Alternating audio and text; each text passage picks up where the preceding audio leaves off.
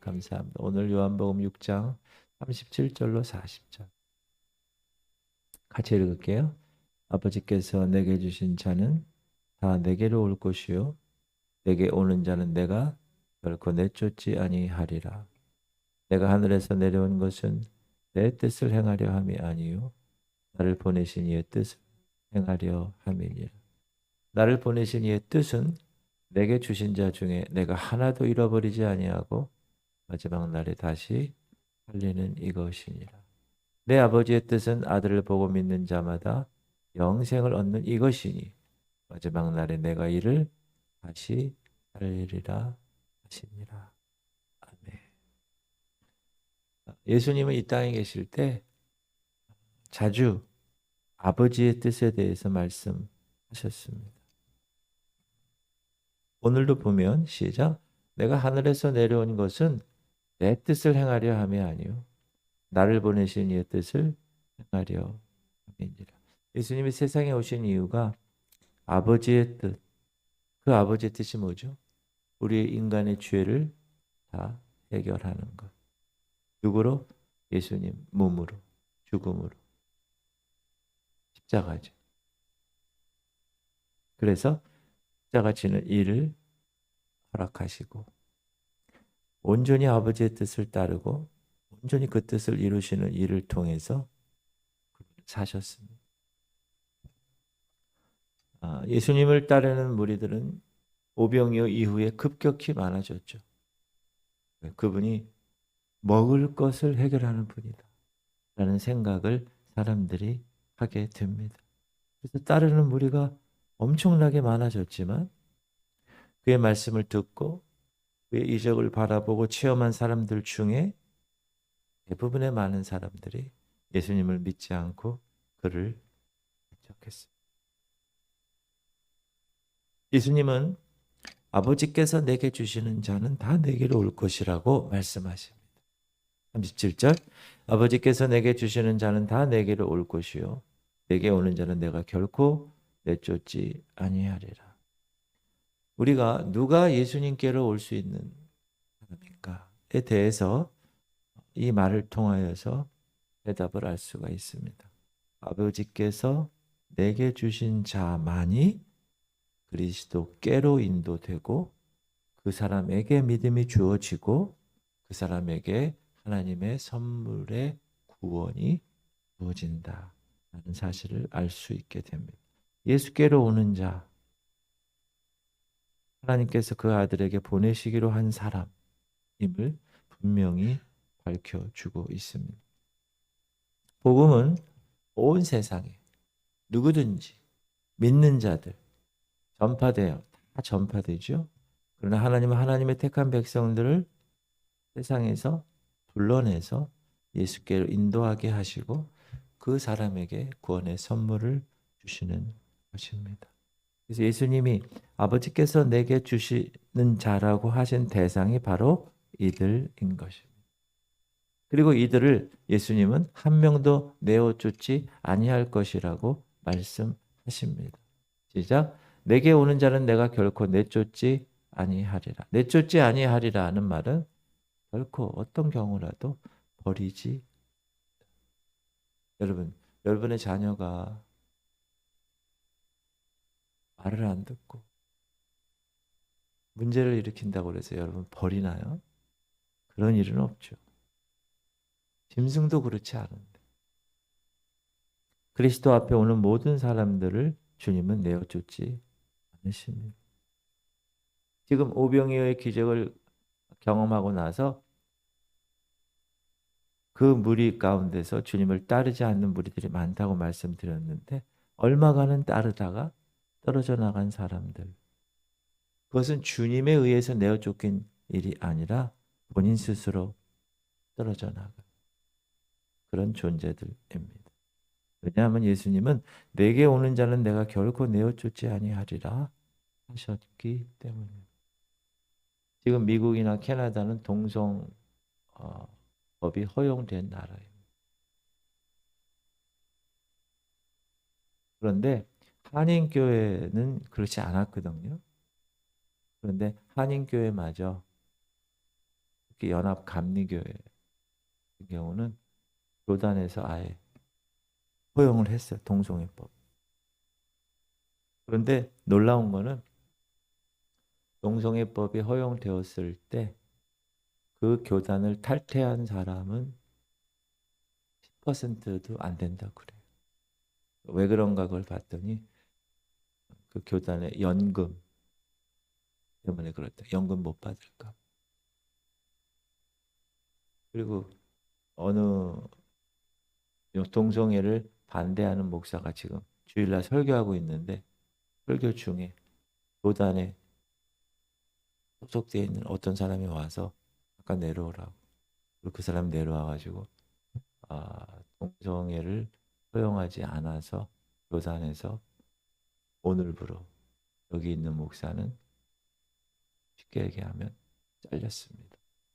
그런 시대가 되었어요.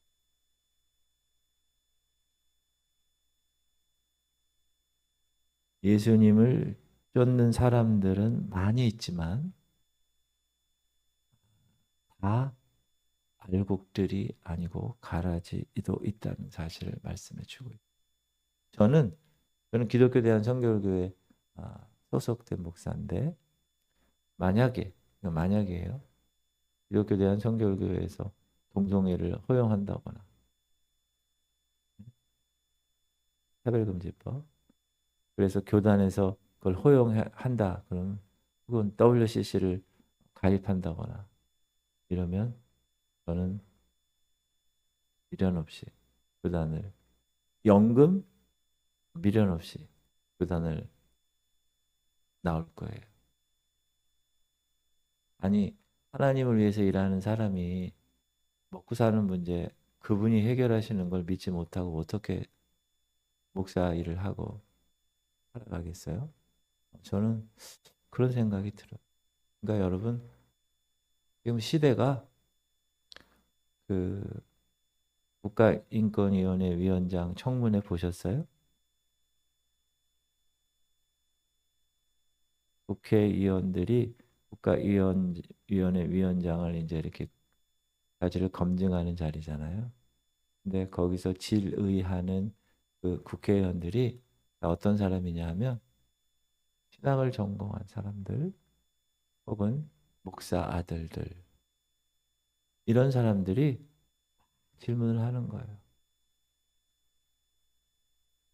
국가위원장이 안창호 이분이 자기의 신앙을 정확하게 창조론을 이야기하고 저는 청문회장에서 하나님이 천지를 창조하셨습니다. 이렇게 자기의 정확한 성경에 입각한 신앙 고백을 한 사람 처음 봤어요. 박수를 마음속에 쳐드렸는데 그런 시대가 되었어요. 그리고 아주 야비하게 아주 국회의원들 그것도 신학을 전공하고 목사 아들이라는 여러분 이름을 잘 기억해야 됩니다. 선거를 잘해야 됩니다. 여러분 선거를. 그런 모습을 보면서 말세구나. 그걸 깨달았어요. 말세에는 이런 일이 일어날 거라고 성경은 이야기하고 있기 때문에 다른 복음이 득세하고 아주 거짓 교훈들이 막 팽배한 그래서 우리가 이 땅을 살아가는데 쉽지 않을 거라고. 그럼에도 불구하고 아버지의 뜻, 오늘 예수님이 아버지의 뜻을 이루신 것처럼 저와 여러분은 끝까지 그 아버지의 뜻을 이루기에 지키기에 끝까지 수호하기에 애쓰는 여러분 되시길 주님의 이름으로 축복합니다. 아버지의 뜻은 세 가지로 주님이 말씀하셨는데 그 아버지의 뜻을 온전히 이루는 일을 마치 주님의 양식으로 삼으셨어요. 예수께서 이루시되 나의 양식은 나를 보내신 이의 뜻을 행하며 그의 일을 온전히 이루는 이것이니라. 우리가 밥 먹듯이 매일 하루 세 끼 내 밥은 내 음식은 내가 먹는 식사의 그 모든 것들은 나를 보내신 이의 뜻을 행하는 것이고 그의 일을 온전히 이루는 것이다. 아버지의 뜻은 내가 주신 자 중에 내가 하나도 잃어버리지 아니하는 것이다. 시작. 나를 보내신 이의 뜻은 내게 주신 자 중에 내가 하나도 잃어버리지 아니하고, 잃어버리지 않는다는 것은 영원히 멸망시키지 않는다는 거예요. 그럼 인간의 구원은 하나님 편에서 하나님의 주권적인 역사에 속합니다. 이 하나님의 주권적인 역사는 우리의 모든 환경, 모든 조건을 뛰어넘는 것, 초월하는 거죠. 그리고 아버지의 뜻은 두 번째, 아들을 보고 믿는 자마다 영생을 얻는 것이다. 시작. 내 아버지의 뜻은 아들을 보고 믿는 자마다 영생을 얻는 이것이니. 하나님의 뜻은 뭐냐? 아들 예수 그리스도를 사람들이 믿음으로 그를 믿는 자에게 영생을 주시는 것이다. 이 같은 영생을 선물로 주시기 위해서 그의 아들을 세상에 보내셨잖아요. 그렇기 때문에 그 아들을 통해서 그 아들을 믿고 영생을 얻는 것이 하나님의 뜻이다.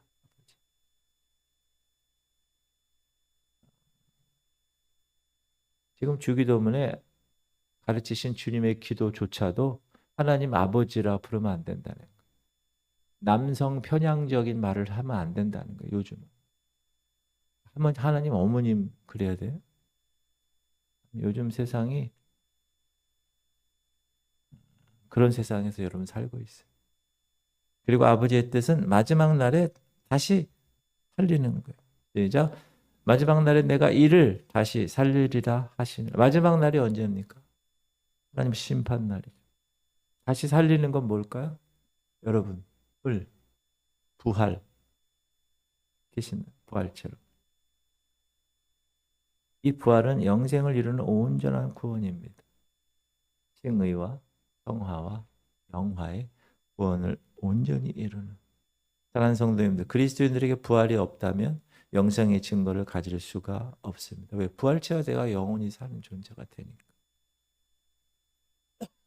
그리스도 부활은 우리 그리스도인들의 부활을 보증하는, 그리고 구원의 확신을 갖게 하는 놀라운 것입니다. 그래서 기독교에서는 성탄절보다 부활절이 더 의미 있고 더 중요합니다.